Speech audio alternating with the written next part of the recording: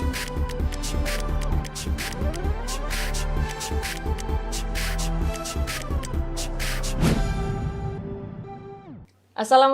warahmatullahi wabarakatuh. Halo sahabat inovasi, jumpa bersama saya Ika Oktavianti dari Badan Penelitian dan Pengembangan Daerah Provinsi Sumatera Selatan dalam acara One Day One Innovation. Satu hari satu inovasi, tiada hari tanpa inovasi.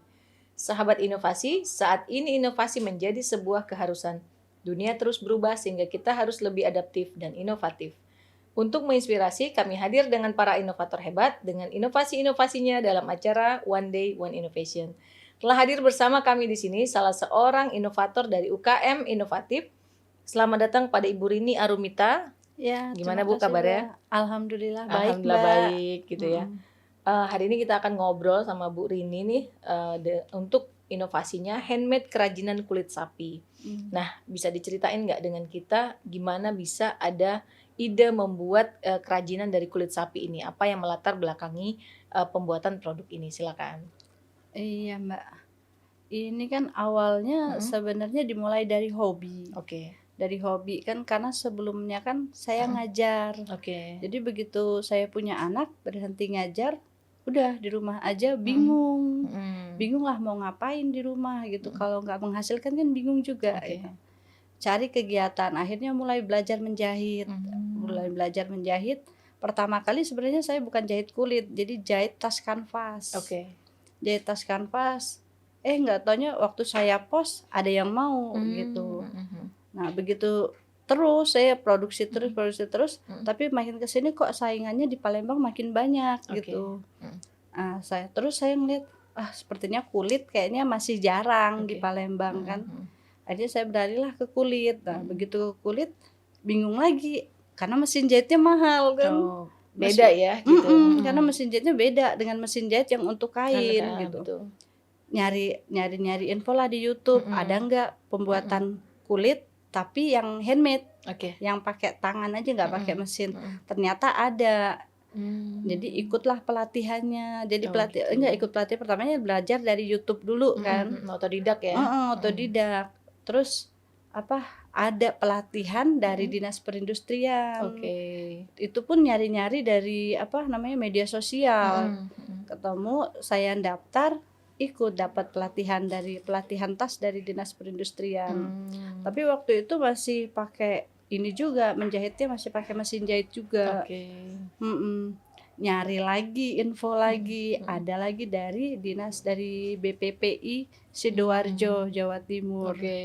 Mendaftar secara online juga, dapat lagi pelatihan. Nah, yang di situ saya dapat pelatihan yang benar-benar menjahit kulit dari pakai tangan. Jadi tidak pakai mesin ya. Nggak pakai mesin dan alatnya pun ya memang sebenarnya lumayan juga harganya, tapi tidak semahal beli mesin jahit yang gitu. Iya, mesin jahit yang besar-besar itu kan. Gitu awalnya, Mbak.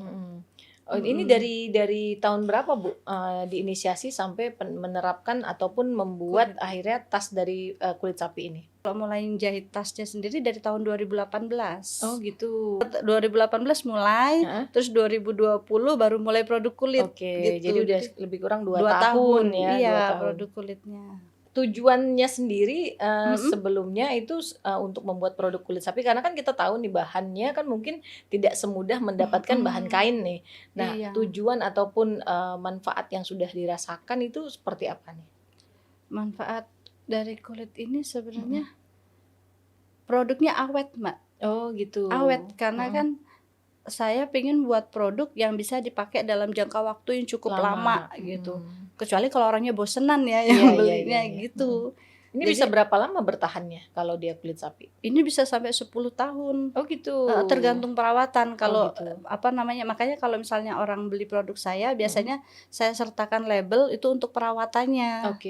Gitu, perawatannya harus beli minyak apa, digosok pakai apa biar awet bisa sampai 10 tahun. Jadi nggak retak. Kebanyakan kalau misalnya orang kalau pakai kulit sintetis gitu, itu baru setahun 2 tahun dah retak-retak gitu kan, apalagi kalau penyimpanannya nggak bagus kan. Kalau yang kain biasanya nanti jadi kotor ya, bladus atau gimana, kalau dicuci berubah warna juga. Sedangkan kalau produk kulit biasanya makin lama makin bagus, makin lembut dia ya iya, dipakainya apalagi gitu kalau kulit jenisnya misalnya kalau kulitnya kulit nabati, Mhm. itu kan kulit alami yang Mhm. benar-benar diproses secara alami, Iya. tanpa pewarnaan apapun. Mhm. Semakin lama semakin bagus ininya, apa namanya, warnanya warna alami yang Oh muncul. gitu. Iya. Nah itu, berapa lama nih produknya? Misalnya satu buah tas itu diproduksinya berapa lama?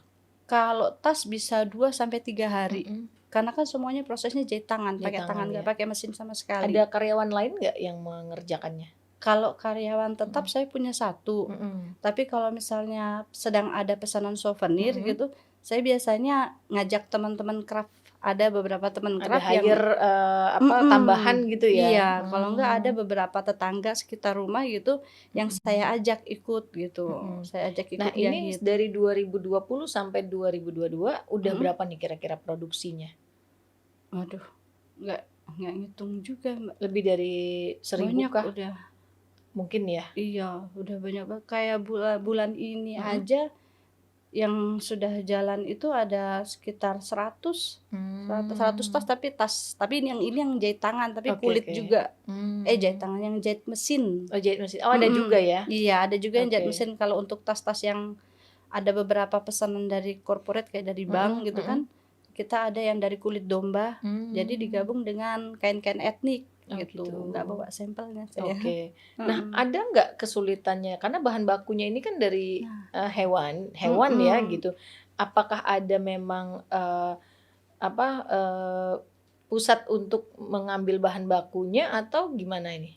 Kerjasama gitu ya? Iya, Mhm. kalau kulitnya sebagian besar saya ngambil dari Surabaya atau Oke Magetan. oke. Kesulitannya itu kalau warnanya nggak sesuai, gitu. Mmm. Jadi kan pernah saya buat sampel Mhm gitu, sampel untuk warna tertentu gitu. mhm. Tiba-tiba sampel untuk satu corporate Iya. gitu. Begitu deal, taunya warnanya nggak ada. Beda. Heeh, warnanya Mmm. warnanya nggak apa, maksudnya dia ada tapi nggak mencukupi gitu. Itu Mmm. yang sulit. Oh Makanya gitu kayak ya? sekarang saya juga udah mulai belajar mewarnai kulit sendiri. Jadi Oh biar oke. beli kulit mentah gitu, saya warnai sendiri biar nggak kejadian lagi Benar yang benar benar. begitu. Nah, berarti Mhm. itu salah satu hambatannya ya? Iya, Selain dari, susahnya dari bahan baku, ada lagi iya. nggak dari yang lain? Alat-alatnya juga belum ada di Oh Palembang. gitu. Iya, Jadi saya masih beli beli dari dari luar? Surabaya Oke. rata-rata. Mereka yang impor kan, kita yang beli Mmm. gitu. Oke oke. Mungkin Mhm. mahal juga kali ya? Sebenarnya kalau Atau gimana? digabung semuanya ya mahal, Mahal ya? tapi kan waktu itu saya belinya satu Ah, satu iya iya. satu, jadi Oke nggak oke. terasa gitu, tahu-tahu udah Mmm. lengkap aja gitu. Mhm. Ada dampak nggak yang sudah dirasakan baik kita secara internal nih maupun masyarakat yang ada di sekitar, tempat produksi? Kalau dari saya, Mhm. yang pasti penghasilan ya, Mbak. Nambah ya? Nambah, Ada heeh. peningkatan, value ya, nilai ya, nilai Iya, tambah ya? iya. Oke. Kalau dari warga sekitar ya saya paling memanfaatkan remaja-remaja. Kan Mmm. ada yang habis tamat SMA, nggak kuliah, Mhm. daripada di rumah aja, "Yuk ikut," gitu. Oh Ada gitu. beberapa yang sudah saya ajari, latih gitu, Mhm. Jadi di udah bisa sekitar rumah. dirasakan ya dampaknya Iya, gitu. heeh. Dan mungkin juga, akhirnya kulit sapi limbahnya itu, kita manfaatkan gitu ya, nggak Iya, sia-sia aja gitu. limbahnya pun jadi gantungan kunci, Oh Mbak. bisa ya gitu Heeh, jadi jadi gantungan gantungan kunci kunci? yang kecil-kecil itu, Jadi mhm. tidak hanya tas tetapi ada produk apa saja nih? Ini ada Mhm. apa, dompet STNK. Oke. Terus apa namanya, kayak dompet-dompet untuk paspor, itu Mhm. kan kecil-kecil. Terus gantungan kunci seperti ini, Mbak, ini kan yang Oh. kecil-kecil gini Itu sampai dari kulit terkecil ini. sapi juga gitu? Iya, ini kulit Sisa-sisa sapi. ya? Iya, Oke. ini kan kecil-kecil banget ini, Mhm mhm dari mhm. gantungan-gantungan kunci gitu. Mhm. Nah harapan ke depannya nih seperti apa nih untuk, produk handmade, kulit sapi ini? Kalau ini sih saya berharapnya Mhm. sih dari pemerintah Palembangnya Mhm sih mhm. mulai ada pelatihan tentang Mmm. kulit gitu, Oke. pelatihan kulit. Karena saya dapat pelatihan kulit kulit yang bener-bener murni Mhm kulit mhm. itu dari luar Palembang gitu. Mmm. Jadi dari Sidoarjo sana, kalau Oh enggak dari gitu. Jakarta. Kalaupun ada pelatihan itu lumayan Mhm ininya, harganya mhm. pelatihan pribadi. Oh Jadi gitu. saya harapnya sih dari pemerintah Palembangnya yang Mmm. mengadakan pelatihan, mengundang pengajar-pengajar yang dari luar begitu. Ya jadi mungkin lebih efisien juga, efektif waktunya gitu ya. Dan karena mungkin untuk membuka peluang juga bagi teman-teman yang lain gitu karena ya. saya cukup kesulitan mencari tenaga kerjanya. Oh gitu Karena ya. saya harus melatih dari awal kan begitu. Kalau butuh orang saya harus melatih dulu, melatih seenggaknya setengah tahun mereka baru bisa. Oh gitu. Saya baru berani ngasih potong kulit, bolongin, karena kulit kan sekali dipotong salah Udah udah nggak bisa. nggak bisa, Oke, kebuang begitu. oke. Paling jadi gantungan kunci. Oh gitu ya. Nah terakhir nih, Mm-mm. kesan dan pesannya buat sahabat inovasi di rumah seperti apa nih? Buat sahabat inovasi, aduh, semoga gimana ya, kedepannya teman-teman lebih tertarik dengan produk kulit lokal. Jadi saya lebih suka kalau teman-teman membeli produk asli tapi benar-benar asli daripada beli produk KW gitu. Gitu. Heeh. Ucapan terima kasihnya. Iya, terima kasih kepada Dinas Perindustrian yang memberikan pelatihan pertama kali kepada saya sehingga saya bisa berinovasi, bisa membuat banyak kerajinan.